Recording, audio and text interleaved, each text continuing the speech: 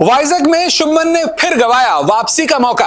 आलोचकों को जवाब देते देते बन गए खुद निशाना। जी हां, टीम इंडिया का इंग्लैंड के खिलाफ वाइजैक टेस्ट शुभमन गिल के लिए एक अहम मौका था अपने आलोचकों को जवाब देने का, क्योंकि शुभमन गिल की टीम इंडिया के टेस्ट स्क्वाड में नंबर 3 पोजीशन पर खेलने को लेकर लगातार सवाल उठ रहे थे। उनकी मौजूदा फॉर्म सवालों के घेरे में थी। इस अहम मौके पर क्योंकि टीम के प्लेइंग 11 में विराट कोहली नहीं है, केएल राहुल नहीं है, और तो और वाइजैक टेस्ट की शुरुआत में ही रोहित शर्मा का भी विकेट गिर गया था। शुभमन के पास में मौका था कि टीम इंडिया को इस मुश्किल घड़ी से उबारें। उन्होंने अपनी बल्लेबाजी से इस भरोसे को काफी हद तक जीता भी, क्योंकि उन्होंने यशस्वी के साथ 49 रनों की एक बेहतरीन पार्टनरशिप भी की। इन 49 रनों की पार्टनरशिप में अकेले शुभमन ने ही 34 रन बनाए। लेकिन फिर कुछ ऐसा हुआ कि अब एक बार फिर यशस्वी जायसवाल तो जहां पर टीम इंडिया के लिए पक्के होते दिख रहे हैं, तो वहीं शुभमन गिल अब सवालों के घेरे में आ गए।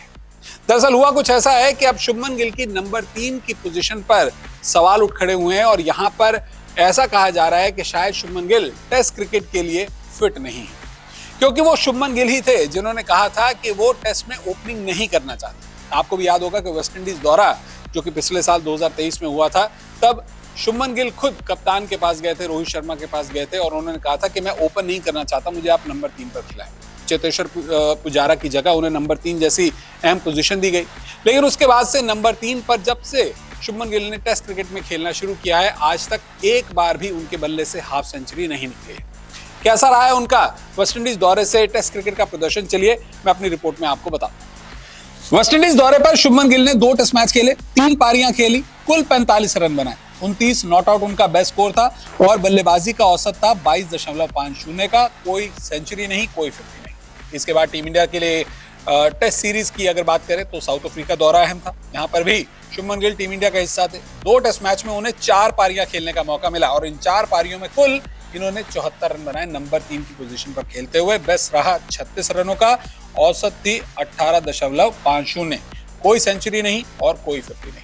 अब वाइजैक टेस्ट में उन्होंने जरूर 34 रनों की पारी खेली है, लेकिन अगर इंग्लैंड के खिलाफ भी मौजूदा टेस्ट सीरीज में उनके प्रदर्शन को देखा जाए तो अब तक 2 टेस्ट मैचों की 3 पारियों में शुभमन के बल्ले से कुल 57 रन निकले। बल्लेबाजी का औसत 19 का है और स्ट्राइक रेट करीब 50 का। 50-100 तो है ही नहीं। तो यहाँ पर अब सवाल उठ खड़ा हुआ है कि क्या शुभमन गिल नंबर 3 की पोजीशन के लिए सही हैं या नहीं, क्योंकि आमतौर पर नंबर 3 की पोजीशन एक ऐसे बल्लेबाज को दी जाती है जो कि टीम इंडिया हो या फिर किसी भी टीम के लिए बैटिंग ऑर्डर में एक ढाल का काम करता है। राहुल द्रविड़ इस पोजीशन पर खेलते आए, चेतेश्वर पुजारा इस पोजीशन पर खेलते आए।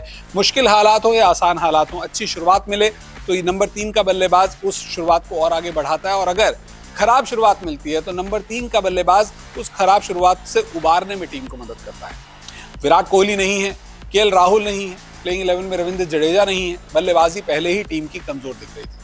उस पर टीम में रजत पाटीदार जैसे युवा खिलाड़ी का डेब्यू हो रहा था, तो बल्लेबाजी में अनुभव की भी कमी दिख रही थी। तो शुभमन गिल को कहीं ना कहीं वाइजैक में एक जिम्मेदारी का एहसास था, और उन्होंने उस जिम्मेदारी पे बल्लेबाजी भी करनी शुरू की। लेकिन पहला सेशन खत्म होने से सिर्फ 3 ओवर पहले उन्होंने एक गलत शॉट खेला और जेम्स एंडरसन की विकेट बन गए, और नतीजा यह है कि अब शुभमन गिल खुद आलोचकों को जवाब देते देते आलोचनाओं का शिकार हो गए हैं। उनकी टीम इंडिया में नंबर 3 की पोजीशन पर खेलने पर अब फिर से सवाल उठ खड़े होंगे।